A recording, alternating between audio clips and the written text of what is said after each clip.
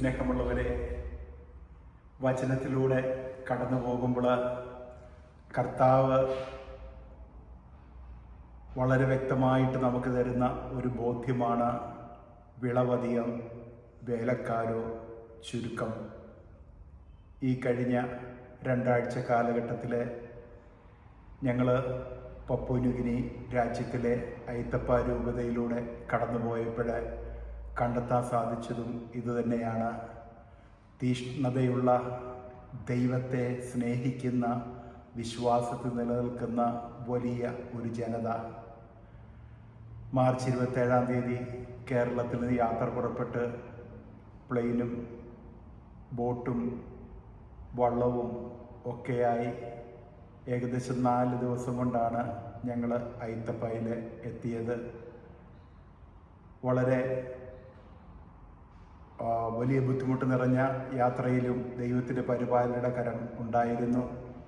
4 മണിക്കൂറുകൾ കൊണ്ട് എത്തേണ്ട യമഹ വള്ളത്തിലെ യാത്ര കടൽ റഫായതുകൊണ്ട് ഏകദേശം 5.5-6 മണിക്കൂർ എടുത്തു.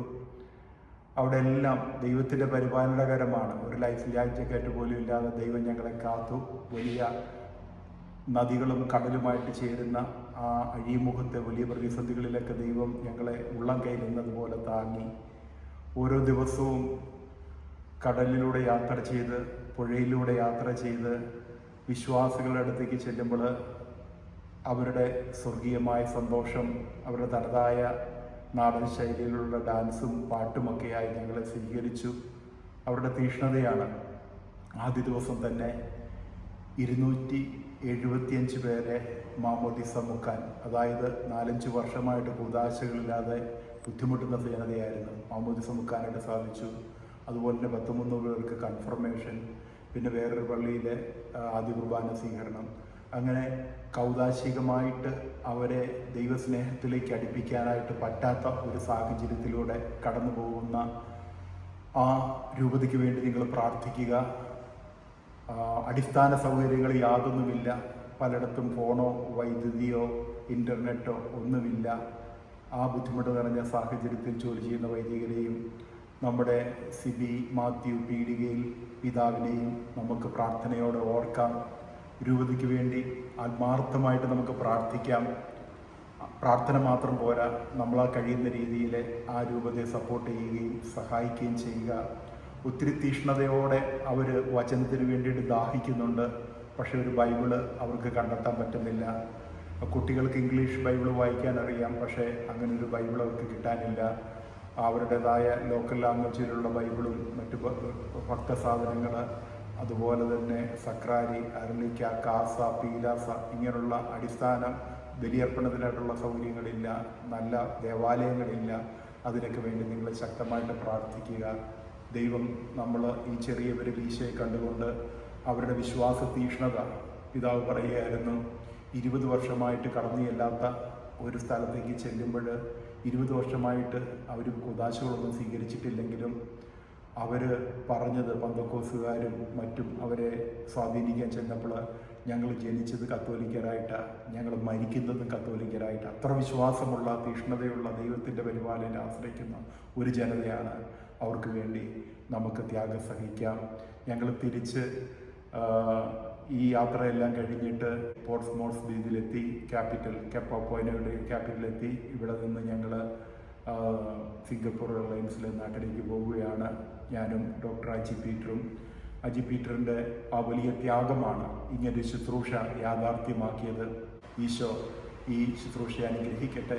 നമ്മുടെ സിബി മാത്യു പീടികയിൽ പിതാവിനെ അനുഗ്രഹിക്കട്ടെ. ഐത്തപ്പ രൂപതയെ അനുഗ്രഹിക്കട്ടെ. നമ്മൾ ശുശ്രൂഷ പങ്കുവെച്ച ആ ജനത്തെ ദൈവം അനുഗ്രഹിക്കട്ടെ എന്ന് ആത്മാർത്ഥതയോടെ പ്രാർത്ഥിക്കുന്നു. ഞങ്ങൾ യാത്ര തിരിച്ച് 3-ാം ദിവസം ക്യാപിറ്റൽ സിറ്റി പോർട്ട് മോസ്ബിയിലെത്തി. അവിടെ ബിഷപ്പ് കോൺഫറൻസ് സെൻറ്ററിൽ താമസിച്ചു. അടുത്ത ദിവസം ഞങ്ങൾ അവിടുത്തെ ഒരു ദേവാലയത്തിൽ ബലിയർപ്പിച്ചു. പിറ്റേന്ന് ഞങ്ങൾ ഒരു ഡൊമസ്റ്റിക് ഫ്ലൈറ്റിൽ ഏകദേശം 3 മണിക്കൂർ യാത്ര ചെയ്ത് വാനിമോയിലെത്തി.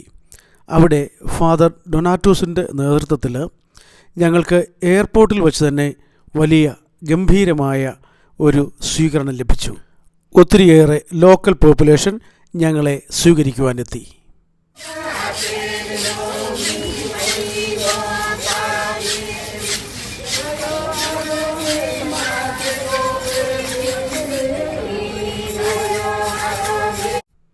അന്ന് ഞങ്ങൾ ഫാദർ ഡൊണാറ്റൂസിനോടൊപ്പം വാനിമോയിൽ തങ്ങി. ഇവിടെ ട്രിവാൻഡ്രം സ്വദേശിയായ ഫാദർ ജോൺസൺ ഞങ്ങളെ പരിസരമൊക്കെ കൊണ്ട് കാണിക്കുകയും അവിടുത്തെ സെമിനാരിയിലേക്ക് കൊണ്ടുപോവുകയും ചെയ്തു. അടിസ്ഥാന സൗകര്യങ്ങൾ മാത്രമുള്ള ഒരു സെമിനാരി. പിറ്റേ ദിവസം ഞങ്ങൾ ഐത്തപ്പായിലേക്ക് യാത്ര പുറപ്പെട്ടു. രാവിലെ തന്നെ അവിടെയുള്ള പാരീഷണേഴ്സ് തന്നെ എത്തി ഞങ്ങളുടെ ലഗേജുകളൊക്കെ വണ്ടിയിൽ ലോഡ് ചെയ്തു. അവിടെ ഞങ്ങൾ കാണാൻ കഴിഞ്ഞത് എല്ലായിടത്തും ഈ ബീറ്റിൽ നട്ട്സ്, അടയ്ക്ക, അത് അവർ ഇങ്ങനെ ചവച്ചുകൊണ്ടേയിരിക്കും. അത് അവിടുത്തെ പ്രധാനപ്പെട്ട ഒരു കച്ചവടമാണ്. അതാണ് ഇപ്പോൾ നമ്മൾ കാണുന്നത്. അതിനുശേഷം ഞങ്ങൾ ബോട്ടിൽ യാത്ര പുറപ്പെട്ടു ഐത്തപ്പായിലേക്ക്. അത് വളരെ അഡ്വഞ്ചറസ് ആയിട്ടുള്ള ഒരു യാത്രയായിരുന്നു. Now we are sailing through Pacific Ocean, and it's a 4 hours journey from Vanuatu to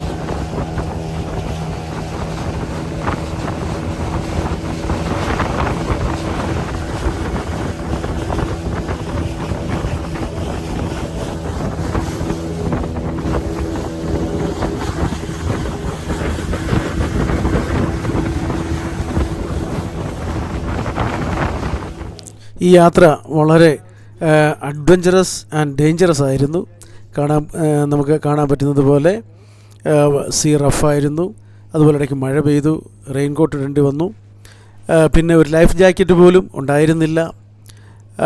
അപ്പോൾ ദൈവത്തിൽ ആശ്രയിച്ചുകൊണ്ട് ഞങ്ങൾ യാത്ര ചെയ്തു.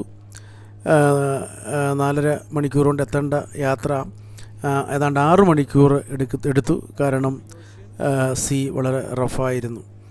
എന്തായിരുന്നാലും വലിയ ദൈവാനുഗ്രഹത്താൽ ഞങ്ങൾ വൈകുന്നേരമായപ്പോൾ ഐത്തപ്പായിൽ എത്തിച്ചേർന്നു.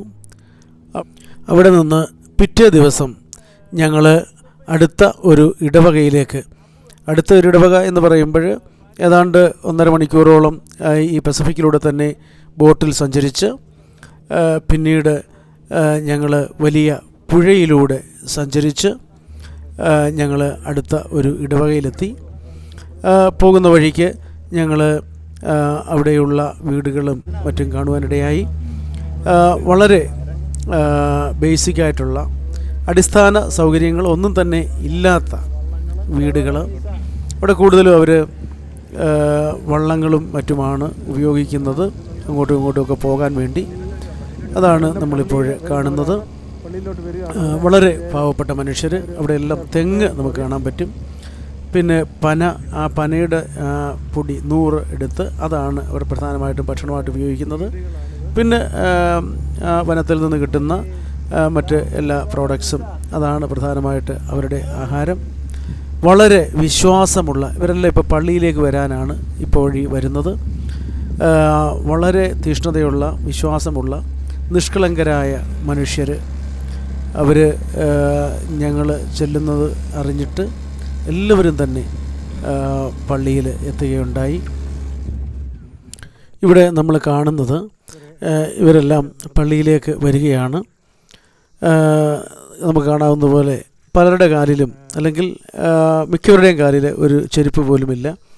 വളരെ മടിയായിട്ടുള്ള സ്ഥലത്തു കൂടി അവർ അങ്ങനെയാണ് നടക്കുന്നത്. എന്നാൽ വളരെ വിശ്വാസമുള്ള തീഷ്ണതയുള്ള ഒരു ജനതയാണ് ഞങ്ങളവിടെ കണ്ടത്. ഇത് ഇവിടുത്തെ മെയിൻ പള്ളിയിലേക്കുള്ള എൻട്രൻസാണ്. ഇപ്പോൾ ഇവർ എല്ലാം പള്ളിയിലേക്ക് വരികയാണ്. ഇതൊക്കെ ഒത്തിരി മണിക്കൂറുകൾ യാത്ര ചെയ്താണ് ഇവർ വരുന്നത്. അപ്പോൾ അവരെല്ലാം അവിടെ തന്നെ താമസിക്കുന്നവരല്ല. ദൂരെ നിന്നൊക്കെ മണിക്കൂറുകൾ യാത്ര ചെയ്താണ് ഇവർ വരുന്നത്. അവർ പള്ളിയിൽ വരികയാണ്. ഇതാണ് അവിടുത്തെ മെയിൻ പള്ളി. ഈ നമ്മുടെ കുരുത്തോല കൊണ്ട് എല്ലാം അലങ്കരിച്ച്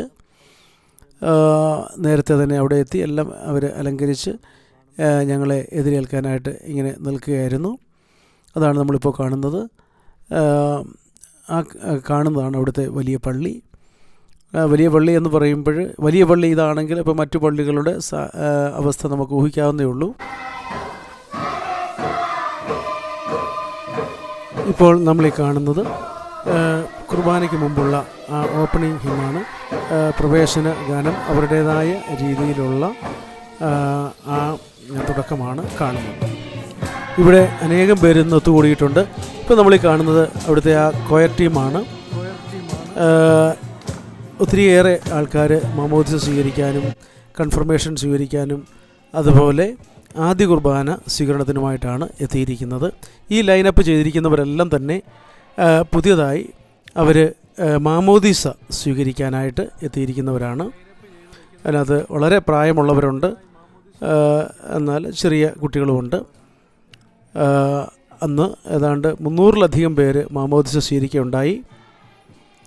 ഇവിടെയുള്ള പ്രധാനപ്പെട്ട ബുദ്ധിമുട്ടുകൾ, ഓരോ ഇടവകയും തമ്മിൽ 8-10 മണിക്കൂർ യാത്ര ചെയ്യേണ്ട ദൂരമുണ്ട്.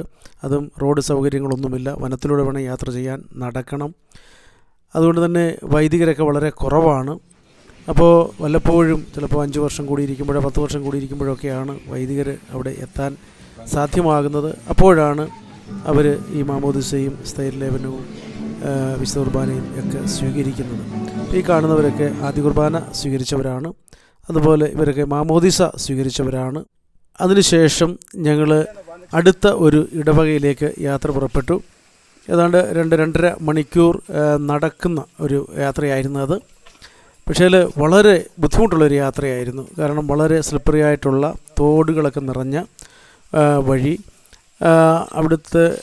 അവിടുത്തുകാർ ഞങ്ങളെ ഒത്തിരി ഹെൽപ്പ് ചെയ്തു. റൈറ്റ് സൈഡിലായിട്ട് വടിയൂന്നി പോകുന്നത് പിതാവാണ്. പിതാവിന് ഇത് ഒരു ഡെയിലി ടാസ്ക്കാണ്, പക്ഷേ ഞങ്ങൾക്ക് വളരെ ബുദ്ധിമുട്ടായിട്ട് അനുഭവപ്പെട്ടു. ഇപ്പോൾ ആ പോകുന്ന വഴിക്കെല്ലാം അവിടുത്തുകാരായ മനുഷ്യർ ഞങ്ങളുടെ കൂടെ നിന്ന് ഒത്തിരി സ്നേഹത്തോടെ ഞങ്ങളെ കൈപിടിച്ച് നടത്തി. അതുപോലെ ആവശ്യമുള്ള സഹായങ്ങളെല്ലാം ചെയ്ത് അവർ ഞങ്ങളുടെ കൂടെ ഉണ്ടായിരുന്നു. വളരെ ദുർഘടമായ ഒരു നടപ്പാതയാണിത്. ഇത് വനത്തിലൂടെയാണ് ഞങ്ങൾ ഈ യാത്ര ചെയ്യുന്നത്. അവിടുത്തുകാർക്ക് അത് സുപരിചിതമാണ്, പക്ഷേ നമുക്കത് വളരെ ബുദ്ധിമുട്ടായിരുന്നു. ഇപ്പോൾ നമുക്ക് ജോസഫ് അച്ഛനെ കാണാൻ പറ്റും. അച്ഛന് ആകെപ്പാടെ വലിയ ബുദ്ധിമുട്ടുകളും പ്രയാസങ്ങളും ശരീരവേദനയും ഒക്കെ ഉള്ളതാണ്. പക്ഷേ അച്ഛനെ അവർ പിടിച്ച് അച്ഛനൊത്തിരി ബുദ്ധിമുട്ടി. എന്നാലും നമുക്ക് കാണുന്ന പോലെ അവർ അച്ഛനെ 2 സൈഡിൽ നിന്ന് പിടിച്ച് ആ സ്ലിപ്പറി ആയിട്ടുള്ള വളരെ ദുർഘടമായ പുഴയിലൂടെ കടത്തി ഇപ്പുറത്ത് എത്തിച്ചു. എനിക്ക് പിന്നെ അത്രയും പ്രശ്നമൊന്നുമില്ലായിരുന്നു. എന്നാലും നമ്മൾ ഒത്തിരി സ്ലിപ്പറിയാണ് അതിൻ്റെ തോട്. അപ്പോൾ അവിടെ എന്നാലും അവർ വളരെ സഹായിച്ച് വീഴാതെ എത്തിച്ചു.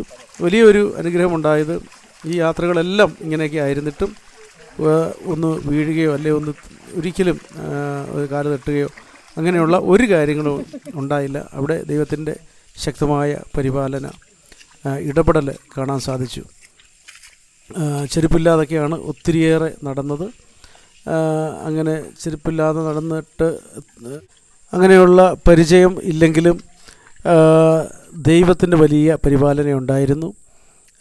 അങ്ങനെ വളരെ മോശമായ വഴികളിലൂടെ, ചെളിയിലൂടെ, പുഴയിലൂടെ ഒക്കെ ആദ്യമായിട്ട് അങ്ങനെ ചെരുപ്പില്ലാതെ നടന്നിട്ട് യാതൊരുവിധ ബുദ്ധിമുട്ടുകളും ഉണ്ടായില്ല. അങ്ങനെ വീഴുകയോ സ്ലിപ്പാവുകയോ അല്ലെങ്കിൽ കാലിന് വേദനയോ അങ്ങനെയുള്ള യാതൊരു കാര്യങ്ങളും ഉണ്ടായില്ല. അത് ദൈവത്തിൻ്റെ വലിയ പരിപാലന ഒന്ന് മാത്രമാണെന്ന് ആണെന്നുള്ള കാര്യത്തിൽ യാതൊരു സംശയവുമില്ല. അതുപോലെ വളരെ ദുർഘടമായ വഴികളിൽ, വളരെ സ്ലിപ്പറിയായ വഴികളിൽ അവർ ഓലയൊക്കെ വെട്ടി ഇങ്ങനെ നിരത്തി അതിലൂടെയാണ് ഞങ്ങളെ നടത്തിയത്. കാരണം അല്ലെങ്കിൽ തീർച്ചയായിട്ടും തെന്നി വീഴാനുള്ള സാധ്യതയുണ്ട്. അത് ഞങ്ങൾ പറയാതെ തന്നെ അവർ അങ്ങനെയൊക്കെ ചെയ്ത് വളരെ ശ്രദ്ധയോടെയാണ് ഞങ്ങളെ കൊണ്ടുപോയത്. ഞങ്ങളവിടെ എത്തിയപ്പോൾ പറഞ്ഞറിയിക്കാനാവാത്ത രീതിയിലുള്ള ഗംഭീരമായ ഒരു സ്വീകരണം അവർ ഞങ്ങൾക്ക് ഒരുക്കിയിരുന്നു. അവരെല്ലാം ആടി പാടി നൃത്തം ചെയ്ത് ഞങ്ങളെ സ്വീകരിച്ചു. അതുപോലെ അവിടെ എത്തിയപ്പോൾ ഞാൻ നേരത്തെ സൂചിപ്പിച്ചിരുന്നത് പോലെ ഇഷ്ടംപോലെ തെങ്ങുണ്ട്. അപ്പോൾ തേങ്ങ കരിക്ക് വളരെ സുലഭമാണ്, വെള്ളത്തിനേക്കാൾ വില കുറവാണ്, അവർക്ക് കരിക്ക് വാങ്ങേണ്ട ആവശ്യമില്ല. അപ്പോൾ ഞങ്ങൾക്ക് നല്ല ഇളനീര് കുടിക്കാനായിട്ട് തന്നു.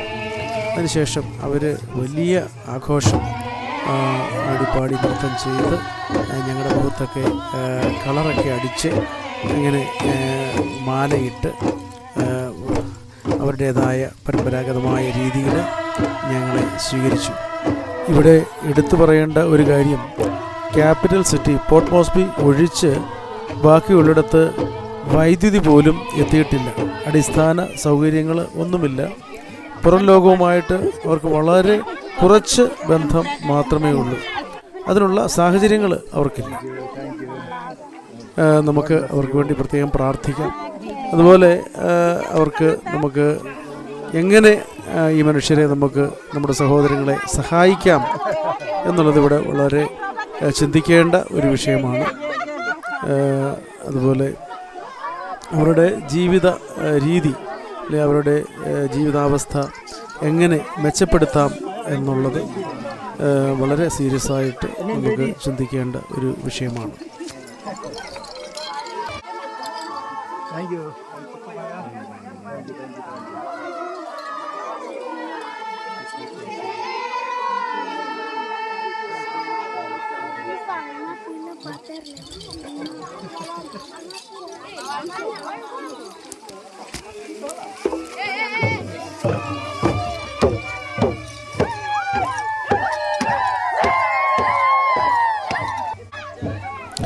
ഇവിടെ നമ്മൾ കൂടുതലും കാണുന്നത് ചെറുപ്പക്കാരെയും കുട്ടികളെയാണ്. പ്രായമായവർ ഇവരുടെ ഇടയിൽ വളരെ കുറവാണ്. അതിൻ്റെ കാരണം അവരുടെ ആവറേജ് ആയുസ് 45-50 അത്രയാണ്. കാരണം അവരുടെ ജീവിത രീതിയോ ഭക്ഷണമോ അല്ലെങ്കിൽ ആധുനിക ചികിത്സയ്ക്കുള്ള അഭാവം, അങ്ങനെയൊക്കെ പല കാരണങ്ങളാവാം. നമ്മൾ ഇപ്പോൾ കാണുന്നത് രോഗിയായ ഒരു ടീച്ചറെ ഹോസ്പിറ്റലിലേക്ക് കൊണ്ടുപോകാനുള്ള ഒരുക്കങ്ങളാണ്. വളരെ ബുദ്ധിമുട്ടുള്ള ഒരു സീനാണ് ഈ കാണുന്നത്. ഇടയ്ക്ക് മഴ പെയ്തപ്പോൾ അവർ മഴ നനയാതിരിക്കാൻ വാഴയില കൊണ്ട് മൂടി അങ്ങനെ അദ്ദേഹത്തെ ഹോസ്പിറ്റലിലേക്ക് കൊണ്ടുപോകുന്ന കാഴ്ചയാണ്. ഇവിടെ നമ്മൾ കാണുന്നത് ആൾക്കാർ പള്ളിയിൽ ഇരിക്കുന്നതാണ്. മണ്ണ് ഇട്ട് അല്ലെ പൊടിമണൽ അതിനകത്താണ് അവർ ഇരിക്കുന്നത്. മുതിർന്നവരുടെ മാമോദീസയാണ് ഇപ്പോൾ നമ്മൾ കാണുന്നത്. അതിനുശേഷം അടുത്ത ദിവസം ഞങ്ങൾ അടുത്ത ഒരു ഇടവകയിലേക്ക് യാത്രയായി. അത് തുടക്കത്തിൽ ജീപ്പിലായിരുന്നു. നമ്മൾ ഈ കാണുന്ന യാലിംഗെ റിവറാണ്. ഇത് നമ്മൾ കടക്കാൻ പോവാണ്. അതെ, റിവറിന് നടുക്കാണ് നമ്മളിപ്പോൾ നിൽക്കുന്നത്. ഇപ്പോൾ വണ്ടി നമ്മൾ ഇവിടെ കിടക്കുന്നു. ഇനിയിപ്പോൾ ഇവിടെ വല്ലതും ഡ്രൈ ആയി. ഇന്നലെ അച്ഛനും പിതാവും ഒക്കെ വെള്ളം ഉണ്ടായിരുന്നുകൊണ്ട് ഇവിടെ സ്റ്റക്കായി. അപ്പോൾ ഇപ്പോൾ ഇദ്ദേഹം ഇറങ്ങി നോക്കുകയാണ് ആഴം എത്ര ഉണ്ടെന്ന്. അതിൻ്റെ അനുസരിച്ച് വേണം വണ്ടി വിടാൻ. അതുപോലെ ഇവിടെ നമ്മൾ വെള്ളം പൊങ്ങിക്കഴിഞ്ഞാൽ നദി കിടക്കാൻ നിവൃത്തിയില്ല. വെള്ളം താഴുന്നത് വരെ ഇങ്ങനെ ഇവിടെ കിടക്കേണ്ടി വരും, അല്ലെ തിരിച്ചു പോകേണ്ടി വരും. അപ്പം അത് അദ്ദേഹം ഇറങ്ങി അതിൻ്റെ നോക്കുന്നതാണ് കാണുന്നത്. അങ്ങനെ എവിടെയാണ് ആഴക്കുറവ്, ഒഴുക്ക് കുറവ് എന്നൊക്കെ നോക്കിയിട്ടാണ് വണ്ടി പോകുന്നത്.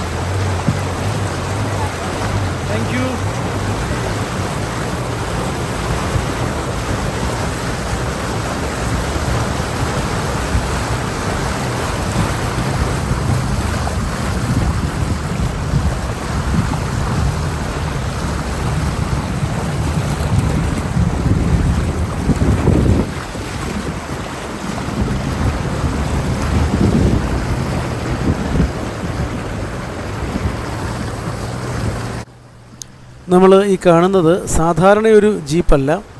ഇത് വളരെ ബോഡി ഉയർത്തി നിർമ്മിച്ചിട്ടുള്ള ഈ റോഡുകളിലൂടെയൊക്കെ യാത്ര ചെയ്യാൻ വേണ്ടി പ്രത്യേകമായിട്ട് നിർമ്മിച്ചെടുത്തിട്ടുള്ള ലാൻഡ് ക്രൂസറാണ്. ഇതൊരു ലക്ഷറി വണ്ടിയല്ല, വളരെ ഓഫ് റോഡിന് അല്ലെങ്കിൽ അതുപോലെയുള്ള യാത്രയ്ക്ക് വേണ്ടി മാത്രം പ്രത്യേകമായിട്ട് നിർമ്മിച്ചെടുത്തിട്ടുള്ളതാണ്. ഇവിടെയുള്ള ഏറ്റവും വലിയ പ്രശ്നങ്ങളിലൊന്ന്, നമ്മളിങ്ങനെ യാത്ര പോകുമ്പോൾ ഈ നദിയിൽ വെള്ളം കൂടുതലാണെങ്കിൽ എപ്പോഴും വെള്ളം കൂടുകയും കുറയുകയും മഴയുടെ അനുസരിച്ച് ഉണ്ടാകും. മിക്കപ്പോഴും മഴയുണ്ട്. അപ്പം വെള്ളം കൂടുതലാണെങ്കിൽ വെള്ളം താഴുന്നതുവരെ, അത് ദിവസങ്ങളാകാം ആഴ്ചകളാകാം, നമ്മൾ സ്റ്റക്കാവും. അവിടെ നമ്മൾ ചിലവഴിക്കേണ്ടി വരും. പിതാവൊക്കെ ശുശ്രൂഷയ്ക്കായിട്ട് പോകുമ്പോൾ ഇങ്ങനെ ദിവസങ്ങളും ആഴ്ചകളും സ്റ്റക്കാകാറുണ്ട്. അങ്ങനെ ഉണ്ടായാൽ അവിടെ ബാക്കിയുള്ള സമയം ആ നാളുകളിൽ അവിടെ താമസിക്കുക ഉള്ള സാഹചര്യത്തിൽ ഈ റോഡുകൾ നമുക്ക് കാണാൻ പറ്റുന്ന പോലെ ഒരു സൈഡ് വളരെ ഡീപ്പായിട്ടുള്ള കൊക്കയാണ്. അപ്പം വളരെ ഇങ്ങനെ വണ്ടി വലിച്ച് അങ്ങ് മാറ്റുക ഓരോ സൈഡിലോട്ട്. അപ്പോൾ അങ്ങനെ അങ്ങ് തെന്നി അങ്ങ് പോവുകയാണ്. അപ്പോൾ യഥാർത്ഥത്തിൽ വളരെ ഭയത്തോടു കൂടിയാണ് ഈ വണ്ടിയിൽ ഞങ്ങൾ ഇരിക്കുന്നത്. കാരണം അടുത്ത നിമിഷം എന്ത് സംഭവിക്കുമെന്ന് അറിയില്ല. അങ്ങനെ ഞങ്ങൾ അടുത്ത ആ ഇടവകയിലെത്തി. എന്നത്തേതും പോലെ എല്ലായിടത്തേതും പോലെ വളരെ ഊഷ്മളമായ ഒരു സ്വീകരണം ഞങ്ങൾക്ക് അവിടെയും ലഭിച്ചു. മാലയൊക്കെ ഇട്ട് പൂക്കളൊക്കെ എറിഞ്ഞ് ഞങ്ങളുടെ മുമ്പിൽ ഞങ്ങളിൽ ഇങ്ങനെ പൂക്കളൊക്കെ ഇട്ട്, അതെല്ലാം അവരുടെ പരമ്പരാഗതമായ ആ രീതിയിലുള്ള വലിയ സ്വീകരണം അവിടെയും ലഭിച്ചു. ഒത്തിരിയേറെ ആൾക്കാർ ഞങ്ങളെ കാണുവാനായിട്ട് വന്നു. ഇവിടെ നമ്മൾ കാണുന്നത് സിബി പീടികയിൽ പിതാവിനെയാണ്. നമുക്ക് കാണാം ചെരുപ്പ് ഒന്നുമില്ലാതെ വളരെ മോശമായ റോഡിലൂടെ പിതാവ് ഇങ്ങനെയാണ് ശുശ്രൂഷയ്ക്ക് പോകുന്നത്. ഫ്രാൻസിസ് മാർപ്പാപ്പ പറഞ്ഞതുപോലെ ആടുകളുടെ ഗന്ധമുള്ള ഇടയൻ, അത് എനിക്ക് പിതാവിൽ കാണാനായിട്ട് സാധിച്ചു. അവിടുത്തെ അവരിലൊരാളായി അവർക്ക് ശുശ്രൂഷ ചെയ്ത് ജീവിക്കുന്ന പിതാവ് എല്ലാവർക്കും ഒരു മാതൃകയാണ്.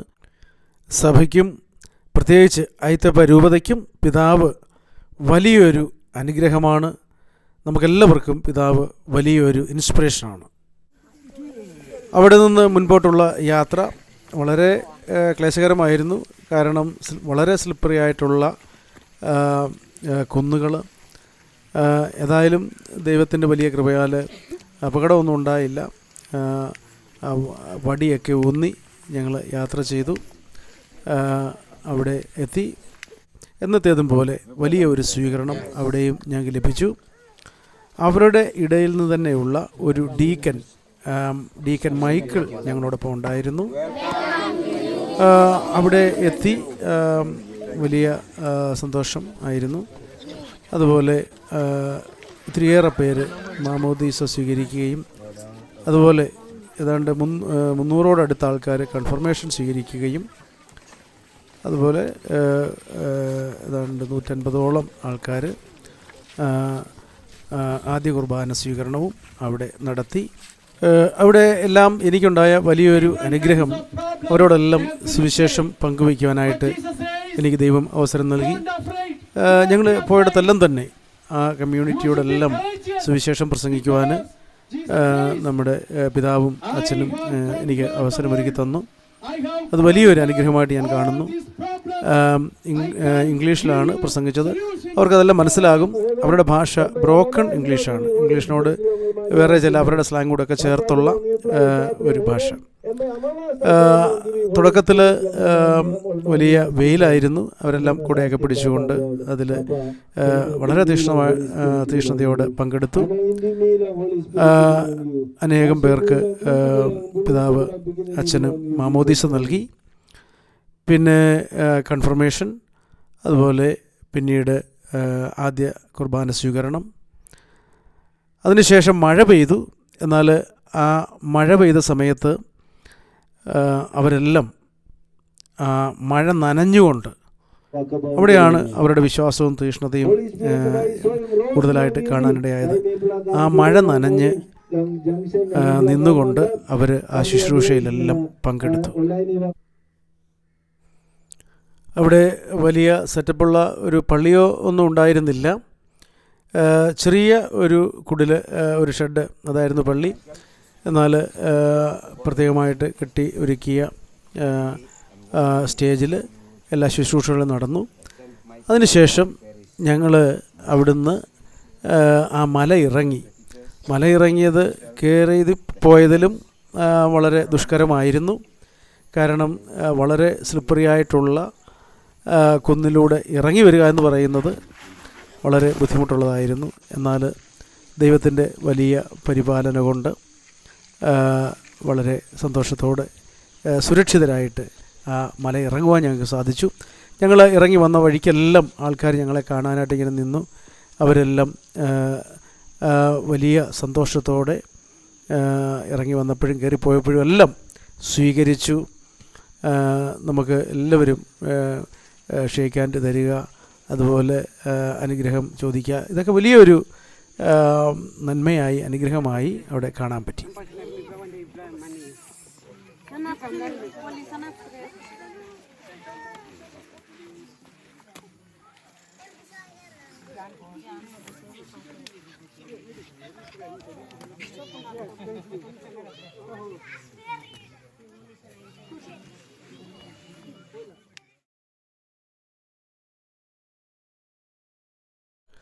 അതിനുശേഷം മണിക്കൂറുകൾ യാത്ര ചെയ്ത് ഞങ്ങൾ അവിടെ ഒരു കോൺവെൻറ്റിലെത്തി.